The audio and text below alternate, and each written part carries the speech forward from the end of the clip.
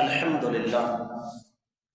لله الذي من على الإنسانية بإرسال الرسل والأنبياء، والصلاة والسلام على نبينا وإمامنا وقائدنا ومرشدنا محمد صلی اللہ علیہ وسلم المصطفى۔ انبیاء علیہ السلام پر ایمان اور اس حوالے سے کچھ بنیادی باتیں، اسی کا ایک تسلسل انبیاء علیہ السلام پر ایمان کا یہ باقاعدہ حصہ ہے کہ اللہ نے جو انبیاء علیہ السلام کو امتیازات عطا فرمائے ان میں سے ایک یہ بھی ہے کہ انبیاء علیہ السلام کا مال بطور وراثت کے تقسیم نہیں ہو سکتا۔ عام مرد یا عورت کوئی بھی فوت ہو جائے، قرآن مجید نے باقاعدہ طور پر پوری تفصیل کے ساتھ سمجھایا کہ اگر مرد فوت ہوا ہے اس کی بیوی یا بیویوں کا اتنا حصہ ہے، اس کے بہن بھائیوں کا اتنا حصہ ہے، اس کے والدین اگر زندہ ہیں تو ان کا اتنا حصہ ہے، اگر بیٹیاں ہیں تو ان کا اتنا حصہ ہے، پوری تفصیل قرآن میں موجود ہے۔ لیکن انبیاء کی یہ انفرادیت ہے کہ انبیاء کی وراثت نہیں ہوتی۔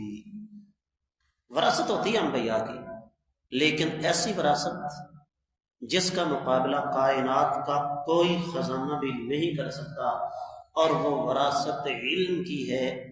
نبی رحمت صلی اللہ علیہ وسلم نے ارشاد فرمایا، العلماء ورثۃ الانبیاء، علماء نبیوں کے وارث ہیں، اور انبیاء اپنی وراثت میں درم و دینار چھوڑ کر نہیں جاتے، بلکہ انبیاء کی وراثت علم ہوتی ہے، اور جس خوش نصیب کو اس علم کی وراثت میں سے کچھ مل گیا وہ سمجھ لیجئے کہ رب کائنات کا اس پر بہت بڑا احسان ہے۔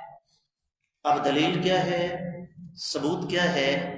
صحیح بخاری میں 6726، صحیح مسلم میں 1759 حدیث ہے، اور حدیث کے راوی انبیاء کے بعد اللہ کی زمین پر انسانی تاریخ میں سب سے سچے انسان صدیق کائنات سیدنا ابو بکر رضی اللہ تعالیٰ عنہ فرماتے ہیں، میں نے خود آقا علیہ الصلوۃ والسلام کی زبان مبارک سے یہ بات سنی، لا نورث، ہماری وراثت نہیں ہوتی، ما ترکنا صدقہ، ہم جو چھوڑتے ہیں وہ اللہ کی راہ میں صدقہ ہوتا ہے۔ اور یہی وجہ ہے کہ حدیث مبارکہ میں آتا ہے، اس حدیث کا حوالہ بھی نوٹ کیجئے، صحیح بخاری میں 6730 حدیث ہے کہ کائنات کے امام صلی اللہ علیہ وسلم جب دنیا سے گئے تو نبی علیہ الصلوۃ والسلام کی بعض ازواج مطہرات نے، بیویوں نے صدیق کائنات رضی اللہ تعالیٰ عنہ کی طرف ایک قاصد بھیجا کہ جا کر امیر المومنین سے یہ گزارش کریں کہ اللہ تعالیٰ نے بیویوں کا اولاد کی موجودگی میں شوہر کی جائیداد میں سے 8واں حصہ رکھا ہے، ہمارا حصہ ملے گا۔ تو کائنات کی سب سے بڑی عالمہ فاضلہ، ایک ایسی خاتون میرے علم کے مطابق جنہیں بلا شبہ انسانیت کی سب سے بڑی عالمہ ہونے کا اعزاز حاصل ہے، سیدہ عائشہ رضی اللہ تعالیٰ عنہ، انہوں نے فرمایا، الیس قال رسول اللہ صلی اللہ علیہ وسلم لا نورث ما ترکنا صدقہ، ہماری وراثت نہیں ہوتی جو کچھ ہم چھوڑتے ہیں وہ صدقہ ہوتا ہے۔ اب یہاں پر سب سے پہلے 3 چھوٹی چھوٹی باتیں امام ابن کثیر رحمۃ اللہ علیہ البدایہ والنہایہ لکھتے ہیں کہ یہ انبیاء کا خاصہ ہے کہ ان کی وراثت نہیں ہوتی۔ اور کیوں نہیں ہوتی؟ اس لیے کہ ان کے نزدیک دنیا حقیر ترین چیز ہے، اور ان کا بھروسہ اللہ تعالیٰ کی ذات پر ہوتا ہے۔ انبیاء کو یہ سوچنے کی ضرورت ہی پیش نہیں آتی کہ میرے دنیا سے جانے کے بعد میرے ورثاء کا کیا بنے گا۔ جو رب انبیاء علیہ السلام کو اتنا بڑا مرتبہ، اتنا بڑا مقام، اتنی بڑی شان دے سکتا ہے، وہ انبیاء کے ورثاء کو کبھی بھوکا نہیں مرنے دے گا۔ لہذا انبیاء علیہ السلام جتنا مرضی مال چھوڑ کر دنیا سے جائیں، وہ سارے کا سارا کیا ہوتا ہے جی؟ صدقہ ہوتا ہے۔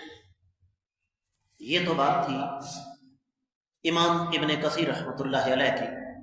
ایک اور بہت بڑے امام گزرے ہیں، امام ابو العباس القرطبی۔ وہ فرماتے ہیں کہ لوگ ایک بہت بڑا ایشو کھڑا کرتے ہیں، اس پر میں بعد میں بات کرتا ہوں، کہ جناب سیدہ فاطمہ رضی اللہ تعالی عنہا نے اپنے والد محترم امام کائنات محمد رسول اللہ صلی اللہ علیہ وسلم کی وفات کے بعد جائیداد میں سے حصہ مانگا، تو کیوں مانگا؟ اس کا جواب انہوں نے دیا ہے کہ یہ اس وقت کی بات ہے جب سیدہ فاطمہ رضی اللہ تعالی عنہا کو اس حدیث کا پتہ نہیں تھا۔ جب حدیث کا پتہ چلا تو توقفت عن ذلك ولم تعد علیہ بطلب۔ بڑی قیمتی بات ہے، جب یہ حدیث سن لی تو اپنے موقف سے رک گئی اور دوبارہ اس کا تذکرہ ہی نہیں کیا، جس کا سب سے بڑا ثبوت کیا ہے؟ سیدہ فاطمہ رضی اللہ تعالیٰ عنہ کے شوہر کا نام کیا ہے جی؟ سیدنا علی رضی اللہ تعالیٰ عنہ۔ اور سیدنا علی رضی اللہ تعالیٰ عنہ مسلمانوں کے چوتھے خلیفہ ہیں۔ خلافت ملی، حکومت تھی، اختیارات تھے، کنٹرول تھا، سب کچھ کر سکتے تھے۔ 77 میں بھٹو کو پھانسی دی گئی۔ اس وقت 2024 چل رہا ہے، کیس اٹھا لیا گیا، غلط تھا صحیح تھا وہ ایک علیحدہ مسئلہ ہے۔ کہتے ہیں جی اس کیس کو دوبارہ کھولو، بھٹو قصوروار پھانسی چڑھا یا بے قصور تھا؟ تو کیا سیدنا علی رضی اللہ تعالیٰ عنہ خلیفہ بننے کے بعد اس کیس کو دوبارہ نہیں کھول سکتے تھے کہ میری بیوی کو کائنات کے امام صلی اللہ علیہ وسلم کی وراثت سے حصہ کیوں نہیں ملا؟ کیا انہوں نے اٹھایا اس مسئلے کو؟ یقینی طور پر نہیں۔ یہی وجہ ہے، میں نے 3 باتوں کا وعدہ کیا تھا، تیسری بات سن لیجیے۔ ایک بہت بڑے امام گزرے ہیں، امام المناوی، ان کی کتاب فیض القدیر 5ویں جلد صفحہ نمبر 29، بڑی پیاری بات کی انہوں نے۔ میں تھوڑا سا عربی عبارت ساتھ شامل کروں گا۔ فرماتے ہیں حکمتہ اللہ یتمنى الوارث موت النبی۔ پہلی حکمت تو یہ ہے نبیوں کے مال کا بطور وراثت تقسیم نہ ہونے کی۔ پہلی حکمت کیا ہے کہ کوئی وارث نبی جیسی ہستی کی موت کی تمنا نہ کرے کہ بابا جی جلدی دنیا سے جائیں اور ہمیں مال ملے۔ ایسا ہوتا ہے یا نہیں ہوتا؟ خاص طور پر جنہوں نے انشورنس کروائی ہوتی ہے، اولاد دن رات دعائیں کرتی ہے بابا چھیتی مرے، ہے یا نہیں؟ تو پہلی حکمت یہ ہے۔ پھر وَلِأَلَّا يُظَنَّ بِهِمُ الرَّغْبَةُ فِي الدُّنْيَا لِمُوَرِّثِهِمْ فَيَحْلِكَ الظَّانُّ۔ ایک حکمت یہ بھی ہے کہ انبیاء کی اولاد ضروری نہیں کہ وہ نبی ہی ہو، وہ دولت کی وجہ سے، مال کی وجہ سے ان کے دل میں اپنے مورث کے بارے میں نفرت پیدا نہ ہو۔ اور اس سے اگلی بات یہ ہے کہ رب کائنات نے دنیا کا سب سے زیادہ توکل، دنیا کی سب سے زیادہ قناعت انبیاء کو عطا فرمائی ہوتی ہے۔ انبیاء کو دنیاوی مال کی ضرورت نہیں ہوتی، لہذا ان کے پاس کوئی مال ایسا نہیں ہوتا جو اپنے اہل و عیال کے لیے چھوڑ کر جائیں۔ یہاں پر ایک اعتراض ہے۔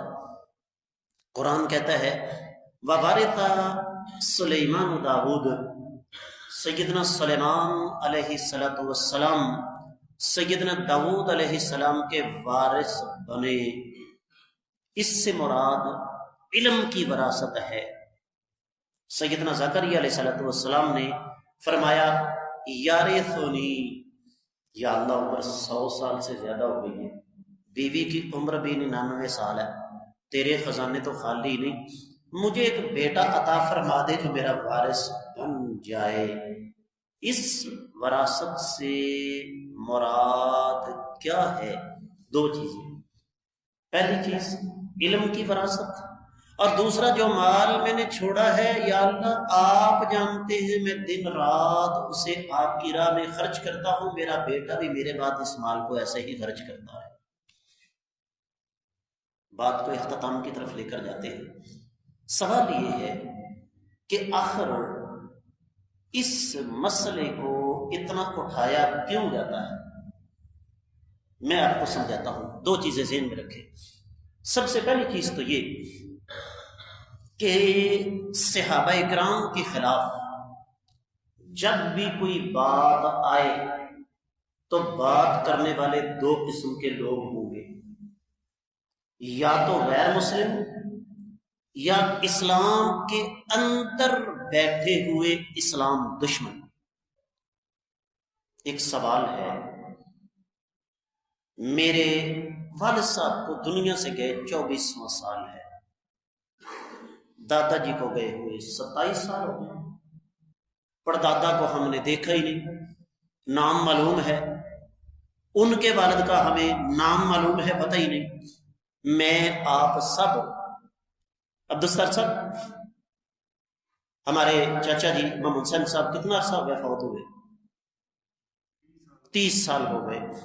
کیا آپ مجھے یہاں پر کسی بھائی کو اجازت دیں گے کہ ہم اس موضوع پر گفتگو کریں کہ چاچا جی کا اپنے بھائیوں کے ساتھ کیا اختلاف تھا؟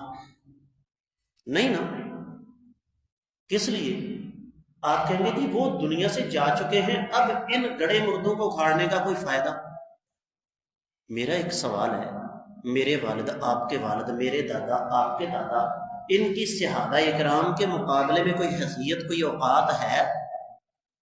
تو ہمیں یہ کس طرح اجازت مل سکتی ہے کہ ہم صحابہ اکرام کے باہمی معاملات کو اچھالیں؟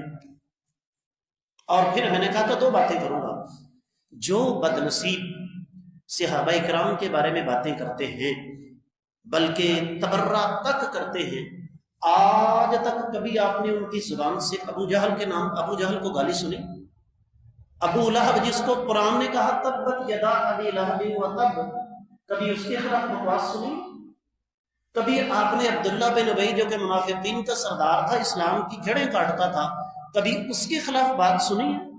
کعب بن اشرف یہودی جس کو آقا علیہ الصلوۃ والسلام نے باقاعدہ ایک حکم کے تحت کمانڈو ایکشن کے ذریعے جہنم رسید کروایا تھا، آج تک کبھی اس کے خلاف کوئی بات سنی؟ ان کی زبانوں سے کسی ایک اسلام دشمن کا نام لے دے جس کے خلاف انہوں نے کبھی بات کی۔ اس کا مطلب کیا ہوا کہ اصل دشمنی اسلام کے ساتھ ہے۔ کیوں؟ میں نے ابھی آپ کے سامنے 2 حدیثیں پڑھی، ایک کی روایت کرنے والے صدیق کائنات، دوسری کی روایت کرنے والی سیدہ عائشہ رضی اللہ تعالیٰ عنہا۔ جب صحابہ کرام رضوان اللہ علیہ مجمعین کی ذات اعتراض کے نیچے آئے گی تو اسلام کی جڑیں کٹ جائیں گی، یہ ہے اصل مقصد۔ لہذا ہمارا عقیدہ ہے کہ انبیاء کا مال بطور وراثت تقسیم نہیں ہو سکتا۔ اللہ تعالیٰ ہمیں سمجھنے کی توفیق عطا فرمائے۔